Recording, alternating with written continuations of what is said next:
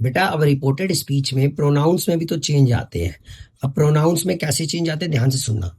देखो सन याद रखो, फर्स्ट सेकंड थर्ड और सन, SON 1 2 3। तो फर्स्ट पर्सन बदलता है सब्जेक्ट के हिसाब से, सेकंड पर्सन ऑब्जेक्ट के हिसाब से, थर्ड पर्सन में कोई चेंज नहीं होता। तो फर्स्ट पर्सन कौन होता है? हमेशा स्पीकर होता है फर्स्ट पर्सन। ठीक है, ओके सर। सेकंड पर्सन हमेशा लिसनर होता है।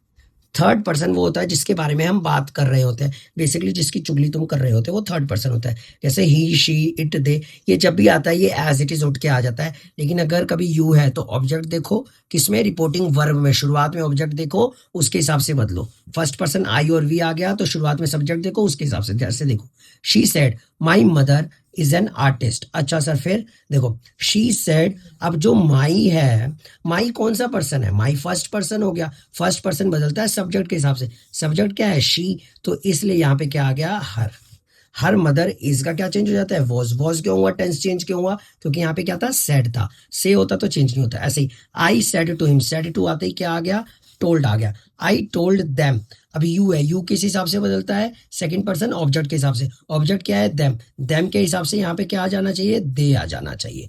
You told them that they were kind people, are का क्या हो गया? वर हो गया। सिमिलरली क्या है? He said you are kind, तो हम क्या लिख देंगे? ही सेड दैट, यू बदलता है इसके हिसाब से। अब यहाँ पर कुछ नहीं है तो हम मान लेंगे वो हमसे कह रहा है, तो यहाँ पे हम क्या करेंगे? आई यूज कर देंगे। नेक्स्ट देखो, I said to her he is a good boy, तो सेड टू की जगह क्या आ जाएगा? यहाँ पर टोल्ड आ जाएगा। मोस्टली बच्चे यहाँ पे सेड टू ही लिखाते हैं, तो टोल्ड हर। फिर ही जो है, ही कौन सा है? थर्ड पर्सन है। थर्ड पर्सन में कोई चेंज नहीं, तो ही का ही उतर गया, इसका वॉज हो गया, वॉज अ गुड बॉय।